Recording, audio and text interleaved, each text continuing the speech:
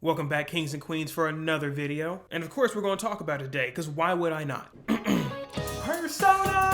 Now, listen, let me stop, okay? I already have plenty of Persona videos on the channel, so let me pause for a little bit. Now, we could also talk about Soul Hackers or Shin Megami Tensei, but no, I decided to reach deeper into that barrel and pulled out this one. This thorny little game that people forgot about. Catherine and Catherine Full Body are diamonds in the rough. And if you're an Atlus fan, you should have hopped on these games quite some time ago. So before we jump into how good these games actually are, consider checking out all these good things down below and subscribing as well. But without further ado, let's go ahead and jump into Catherine. Bro, that is the wrong thing to say about this video.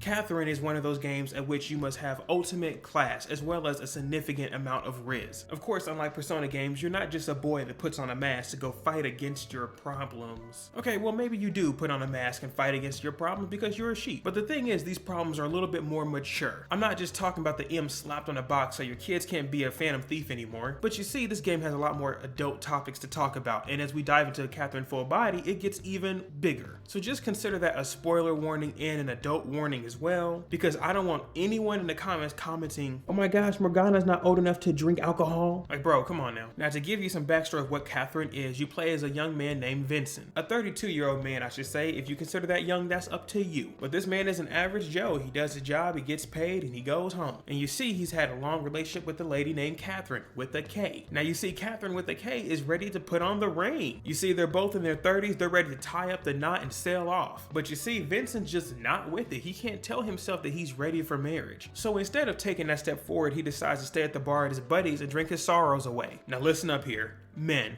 I do not approve of what he's doing. Now, I'm not telling you to rush marriage. However, you can't be in a long relationship like Vincent is and not. But that's not the only reason Vincent could be wrong in this situation. You see, there's two more big factors that causes Vincent to be wishy-washy. Before, I said Vincent's in a long-term relationship with a lady named Catherine. But that's Catherine with a K. You didn't know there's a Catherine with the C. Catherine with the C just shows up at a bar one day and she's ready to throw down. And when she does, Vincent just can't stop himself. Vincent gets involved with an affair with this new Catherine with a C.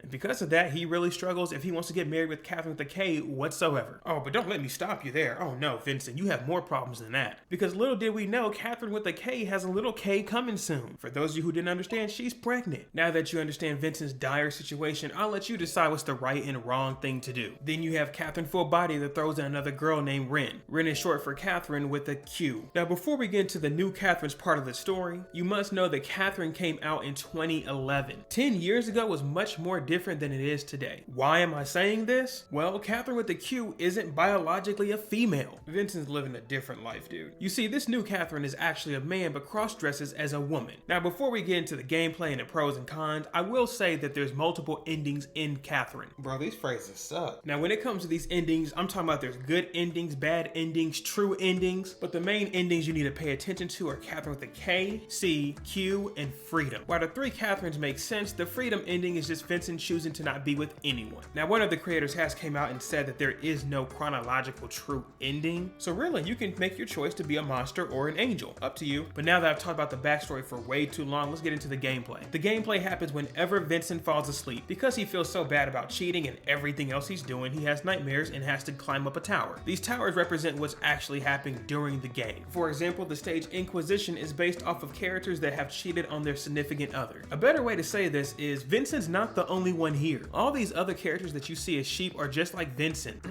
Cheaters. Well, they're not all cheaters, but they've done something wrong. But majority of the time, you have a boss based off of something in Vincent's life. For example, on the same stage, you'll have this bad boy. Well, it could be a bad boy, maybe a bad girl, but regardless, it's a baby. Golly, almost as if Catherine with a K is pregnant with a baby. Who would have thought? Alas, as you play as Vincent, you have different obstacles to go around to get to the top. Things such as scaling blocks, sliding on blocks, even beating other people that are bad just like you. But the goal is to escape this, because if you don't, well, you die in your sleep. Now, when it comes to actually playing the game, it's pretty fun. There's only a total of 9 chapters and 10 including Full Body. So because they add a new gimmick every single time, you don't feel like you're being drawn out. And besides, because these stages have crawling babies on the blocks, it at least makes it more interesting. Now, instead of having a big breakdown of the pros and the cons, I wanted to talk about what you'll probably see in this game if you picked it up. As you can see, this is a puzzle game. And if you're not a fan of puzzle games, guess what? You're not gonna like this. That also includes people that aren't really enticed by a good story. Now, the word good is objective. subjective because it's not necessarily a good story. It's more that it flows from beginning to end on whatever you see fits. There's a total of 13 endings in Full Body, and every single decision you make can change the outcome. You can either have a lovey-dovey ending with Catherine where you end up getting married, or you can decide to choose another Catherine, and this Catherine you literally meet the devil. I mean, like, bro, who is this dude? Satan? She's over here calling him dad. But regardless of whatever ending you choose, you will believe that some endings are just wrong. Because you play in Vincent's shoes, you'll make yourself believe that you should be married and also should be accountable for the kids you're going to have. So realistically speaking, most of us would not choose Catherine with a C or a Q. But again, when you weigh these different options, you kind of realize, well, there is a good ending and a bad ending for not only each character, but also just bad endings because I left the original Catherine. But nonetheless, you play the game that you want to play, G. And besides the gameplay, there's not much more here. You spend most of the time just chilling at the bar with your homies looking at different alcohol facts. Therefore, realistically speaking, I don't see most people playing this game maybe more than once or twice. The main reason you're going to want to play this game again is just to see how Vincent fumbles the bag. And also, another problem with Full Body is the inclusion of Ren. A lot of spots where Ren shows up doesn't really fit where the original story was going. Sometimes it's taking out other scenes with Catherine K and C, or you're just doing some random interaction just to throw her in there. Now, I still recommend Full Body because you still get more gameplay, but Ren does feel a little bit forced. Alas, if I had to give this game a rating, I'd probably give it an 8. This is still a great game compared to anything that Atlus is used to. It's just not enough here. But anyways, I suggest you go check out Catherine because you're not going to get Persona 6 for quite some time.